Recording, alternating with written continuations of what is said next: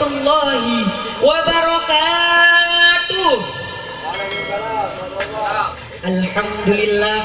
Alhamdulillahilladzi hadana lihada wa ma kunna linahtadiya laula an hadanallah wa la haula wa la quwwata illa billahil aliyyil azim.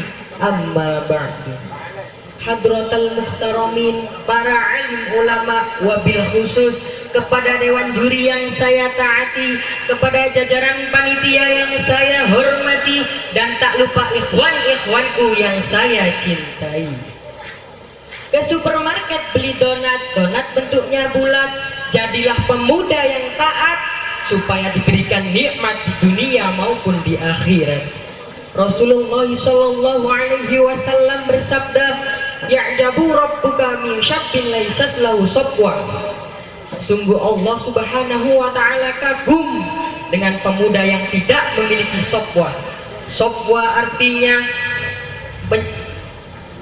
menyimpang dari kebenaran. Menyimpang dari kebenaran ialah orang-orang yang menikmati buruknya kejelekan, seakan-akan mereka tidak pernah mengenal yang namanya kebaikan. Pedihnya siksa orang yang menyimpang dari kebenaran, tidak akan mendapatkan ridhonya Allah subhanahu wa ta'ala.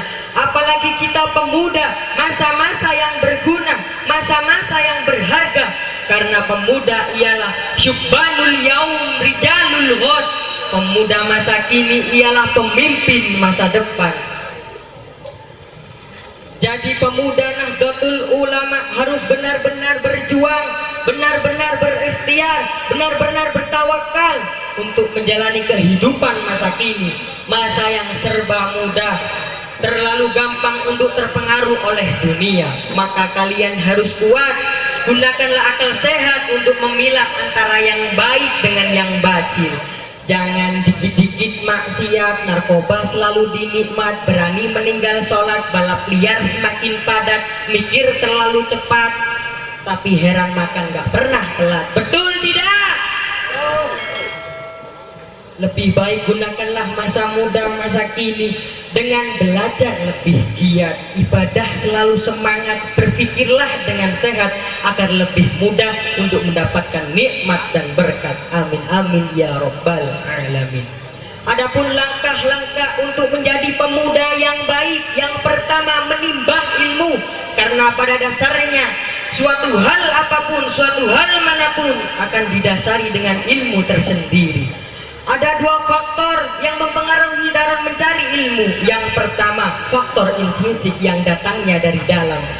Contohnya semangat, senang, ataupun gelisah dan malas. Faktor ekstrinsik yang nomor dua ialah faktor yang datangnya dari luar. Contohnya lingkungan, teman. Kedua faktor ini memiliki nilai sama-sama penting 50%. Tetapi faktor ekstrinsiklah faktor yang terlalu mudah untuk mempengaruhi. Contohnya pertama dengan teman. Ajakan lebih mudah untuk melakukan kebaikan ataupun kebatilan. Yang nomor dua, faktor ekstrinsik lingkungan. Lingkungan akan lebih mudah mempengaruhi kita dalam mencari ilmu. Apabila kita ditempatkan di tempat yang penuh pendidikan, kita akan lebih mudah untuk mencapai kebenaran. Apabila sebaliknya kita ditempatkan ke dalam tempat yang penuh maksiat, maka kita akan lebih mudah terjerumus dalam kesesatan. Na'udzubillahi min dzalik. Yang nomor dua ialah mengamalkan, karena Rasulullah sallallahu alaihi wasallam pernah bersabda, al-ilmu bila amalin kasyajarin bila thamarin.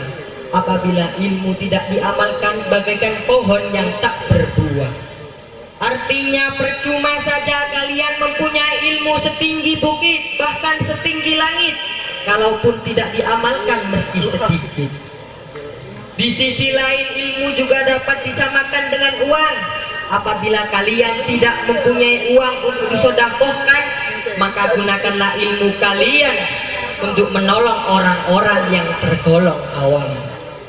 Allah berfirman di dalam Al-Quran, A'udzu billahi minasyaitonir rajim. Bismillahirrahmanirrahim. Bismillahirrahmanirrahim. Wa ta'awanu 'alal birri wat taqwa wa la ta'awanu 'alal itsmi wal 'udwan, yang artinya tolong menolonglah kamu dalam hal kebajikan dan takwa, dan janganlah kamu tolong menolong dalam hal pelanggaran dan dosa. Quran Surat Al-Maidah ayat 2. Yang terakhir ialah berterima kasih. Kepada siapakah kalian harus berterima kasih? Berterima kasihlah kepada gurumu yang telah memberikanmu ilmu agama maupun umum. Karena telah disebutkan juga dalam hadis, waqaru man tu'allamuna minhul ilma, muliakanlah orang-orang yang telah memberikanmu ilmu. Hadis riwayat Al-Khatib. Apabila kalian sudah melakukan ketiga langkah tersebut, niscaya akan diberikan kesuksesan di dunia. Insya Allah dimasukkan ke dalam surga, anti masuk neraka, bahkan diberikan suami ataupun istri yang soleha. Ya, yang minimal lah tulus hatinya, bersih pikirannya, hafal jurumiyah, bahkan hafal alfiyah, seperti lafaz wa aulilakin nafyan au nahyan wa lanida au amran wa ibatan talawa balkalakin ba'da masubaiha kalam aku firmal ba'im bataiha bab atau kesimpulannya adalah tujuan hidup adalah menghapus masa lalu, merubah masa kini, menata masa depan agar lebih baik dari sekarang, kemarin, dan sebelumnya. Lihatlah apa yang dibicarakan dan janganlah dilihat siapakah yang berbicara. Ke toko beli bangunan, ke toko beli genteng dapat sepatu. Saya Zulfi, bukan kaleng-kaleng. Assalamualaikum warahmatullahi wabarakatuh.